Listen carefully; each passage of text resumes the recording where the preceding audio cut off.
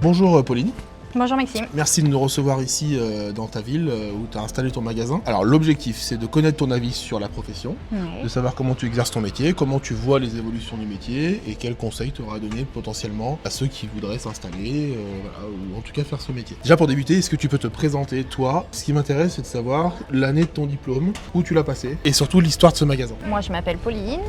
J'ai racheté un magasin dans lequel j'étais salariée dans un premier temps. Et donc je n'ai connu que ce magasin. Ok. J'ai fini mon diplôme en 2010, j'ai été embauchée tout de suite. Et en 2015, j'ai eu une proposition, puisque le propriétaire du magasin m'a proposé de racheter le magasin. Tu es originaire d'ici? Je suis originaire vacancière d'ici, oui. Ok, je comprends. Je passais une journée ici, c'est quand même plutôt sympa. C'est pas trop désagréable. Non, c'est plutôt pas mal. On est dans une ville qui s'appelle La Turballe. Exactement. C'est combien d'habitants à peu près? 5000 habitants à peu près. D'accord. En nombre de magasins d'optique? Il n'y en avait qu'un jusqu'à février. D'accord. Donc là aujourd'hui, il y On en a est deux, deux. mais récemment.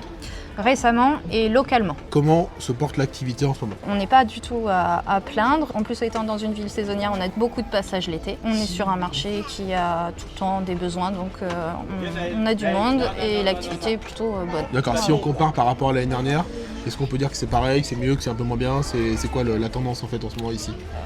Je dirais que c'est à peu près pareil. Comment tu vois le marché de l'optique? C'est-à-dire que si tu dois dire à un étudiant qui veut faire BTS opticien par exemple, le marché de l'optique c'est bien parce que, mais ça c'est pas bien parce que. C'est quoi le point noir et le point fort de ce marché selon toi? Ce qui va être intéressant de travailler, c'est le côté santé, mais c'est aussi son point noir, puisqu'on est sur un produit qui est forcément attribué aussi à la mode. On va parfois se casser le nez entre le côté mode et le côté santé.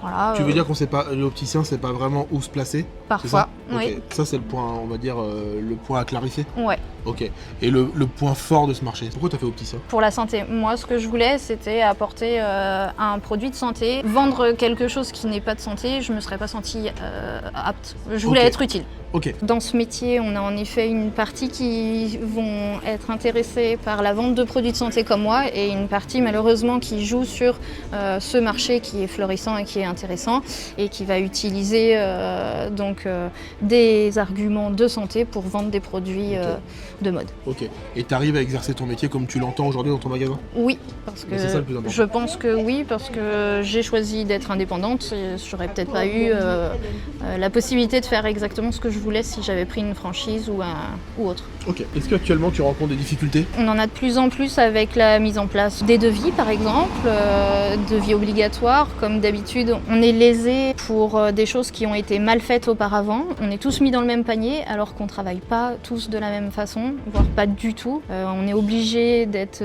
tout le temps pédagogue et d'expliquer entièrement les contrats de mutuelle aux clients alors que ce n'est pas notre métier. Voilà, tout ce qui est remboursement, tiers payant, ça nous bouffe un temps de malade. On paye les pots cassés pour les abus qu'il y a eu auparavant. Le recrutement, comment ça se passe? J'ai eu beaucoup de chance là-dessus, donc je vais pas m'éterniser. Très bien. J'ai eu énormément de chance.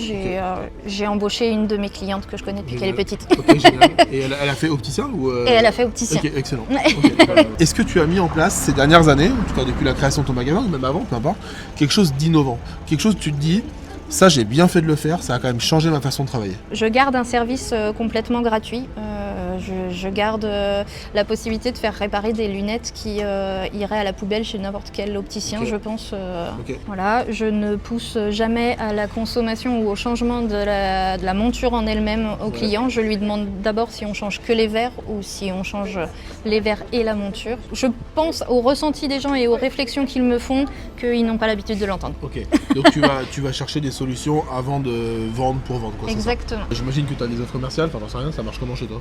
Très peu, c'est ce que Ouais. j'explique à mes clients, c'est que j'automatise rien parce que pour moi la demande avec laquelle ils arrivent, c'est là où je vais travailler moi. Ok. Après, s'ils me disent qu'ils font un sport, de la pêche, bon évidemment ici on a beaucoup de pêcheurs Ouais. ou qui pratiquent des activités qui craignent un peu plus, là je vais leur poser des questions et je vais leur proposer un équipement secondaire adapté. Ok. Mais on n'est pas sur une offre automatisée, Bah, jamais. C'est intéressant parce que ça veut dire que le besoin du client est au cœur de ton métier. Tout à Et fait. il n'y a pas d'automatisation. Est-ce que tu sais d'ailleurs, je fais des micro-trottoirs là durant ce road trip et je demande aux gens comme ça dans la rue, quel est pour vous le point numéro 1 pour choisir votre opticien? Est-ce que tu sais ce qu'ils répondent? La deuxième paire. Non.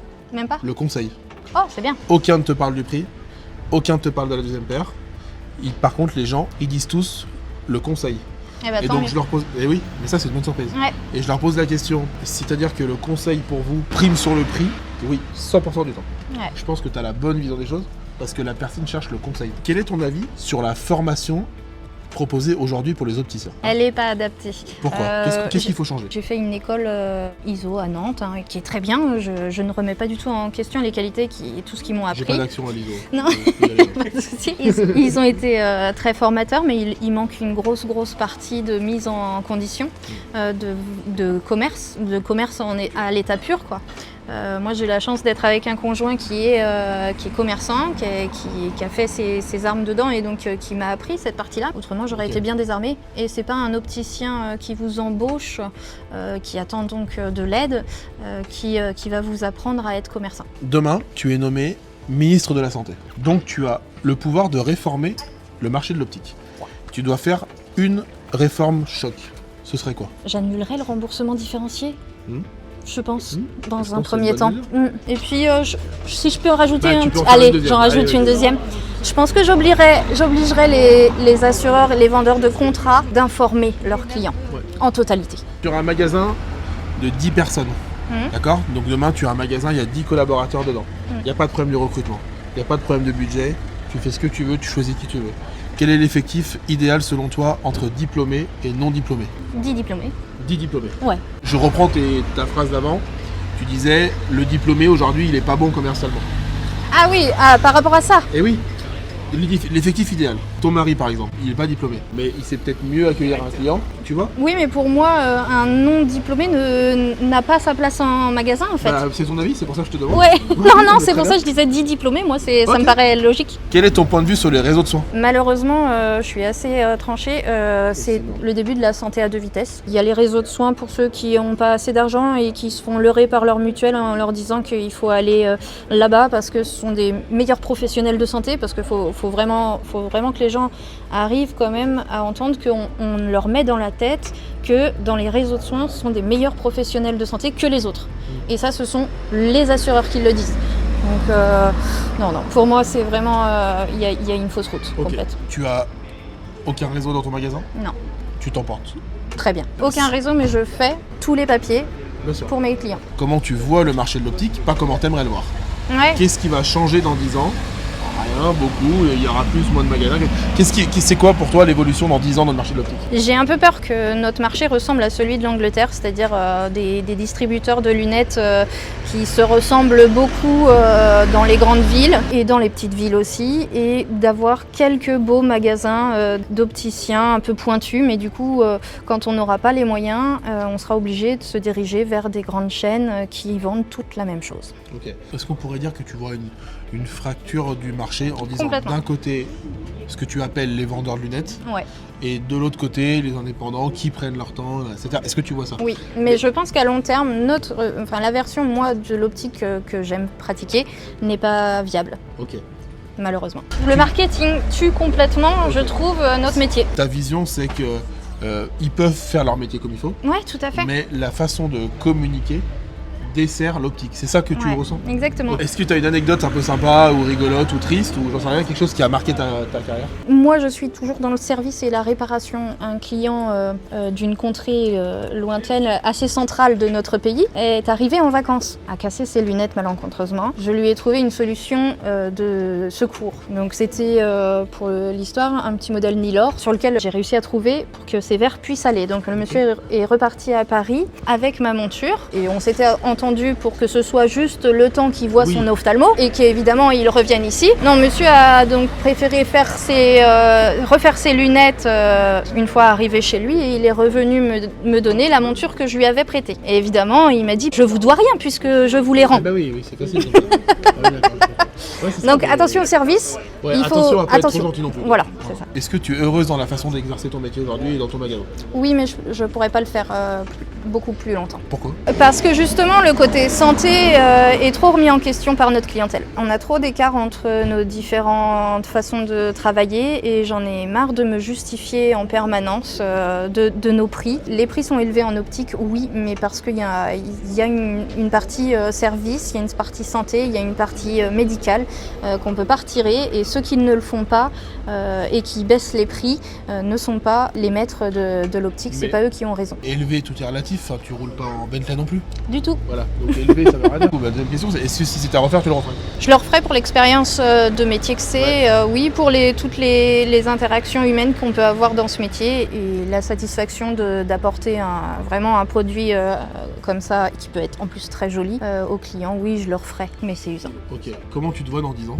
Je me vois faire quelque chose d'utile comme ce métier-là, mais avec aucun prix. Avec quoi? Avec aucun prix. C'est-à-dire? C'est-à-dire que j'aimerais être plutôt dans l'humanitaire. plutôt. Ok. Voilà. Excellent. L'opticien qui est sorti de diplôme en même temps que toi et l'opticien qui sort de diplôme aujourd'hui, est-ce qu'il y a quelque chose qui a évolué? Est-ce qu'il est moins bon? Est-ce qu'il est meilleur? Ou alors il est pareil qu'il y a 10 ans? J'aurais pas la prétention de dire qu'il est moins bon, j'en sais rien.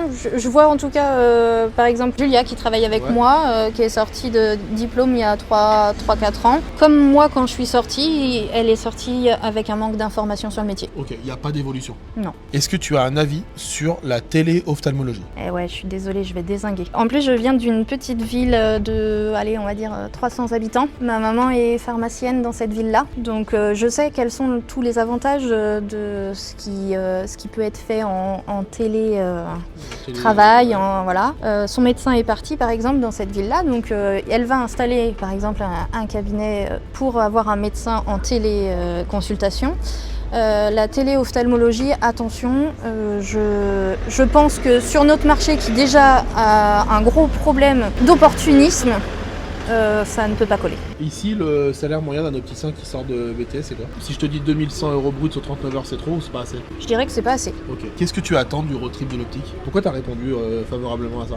J'aime bien les expériences humaines. J'aimerais vraiment que tu arrives en effet à toucher plus haut et que tu bouscules un peu les codes en fait. J'aimerais vraiment qu'on bouscule un peu les codes. J'aimerais bien que le gouvernement, tout ça, qu'on nous entende un peu plus parce que le métier d'optique a vraiment besoin d'un changement en tout cas ou d'une évolution et d'une prise en main. Quel est ton avis sur les syndicats professionnels? Il n'existe pas pour moi. Ok. Mais parce que tu n'as pas l'information ou parce que tu trouves que ce qu'ils font ça sert à rien? Je trouve que ce qu'ils font ça sert à rien, mais j'ai pas forcé la question, mais ils m'intéressent pas du tout et quand je commence à lire certains de leurs délibérés, j'ai l'impression de perdre mon temps. Est-ce que tu as mis en place des choses dans la démarche RSE? Non. Ok. C'est un sujet qui t'intéresse? Moyennement. Ok. J'aimerais écrire avec vous tous, si vous avez envie de m'aider, un livre des best practices de l'optique. Pour toi, c'est quoi la best practice? C'est quoi le truc qu'il faut absolument faire ou avoir pour être un bon opticien? J'ai envie de dire quelque chose mais qui va pas plaire à beaucoup. Bah vas-y. C'est de pas être vendeur. C'est-à-dire quoi? Il faut être... C'est-à-dire qu'on accueille le client pas dans l'idée de faire une vente, dans l'idée d'apporter un conseil et d'apporter une satisfaction au client. Mais pas forcément en vendant un produit en fait. Parfois juste le réglage des lunettes qu'il a déjà, même si ce ne sont pas les nôtres.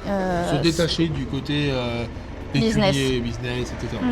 Ok Pauline, est-ce que tu as un coup de gueule à passer sur la profession? C'est le thème des fabricants. Fabricants de verre, pourquoi des catalogues de 8 pages? Pourquoi autant de références? Pourquoi est-ce qu'on ne peut pas avoir 2 ou 3 verres considérés comme les verres actuels et éteindre les autres en fait? Pourquoi certains clients devraient avoir des verres un peu moins haut de gamme?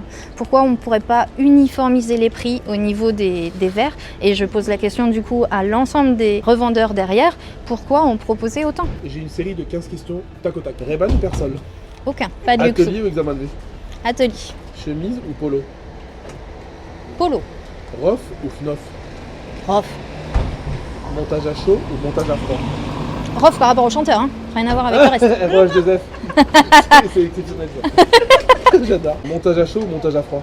À froid. Concurrent ou confrère? Bah, concurrent. Métal. Pour moi, hein. Ah bah oui, c'est ton avis. Métal ou acétate? Métal. Silmo ou Mido?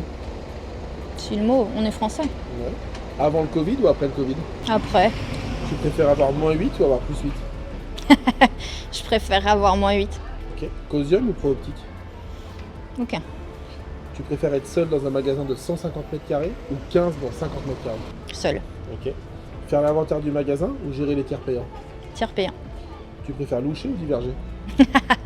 Faut choisir. Loucher. Tu préfères voir double ou voir la moitié des choses? Je préfère avoir double. Ok.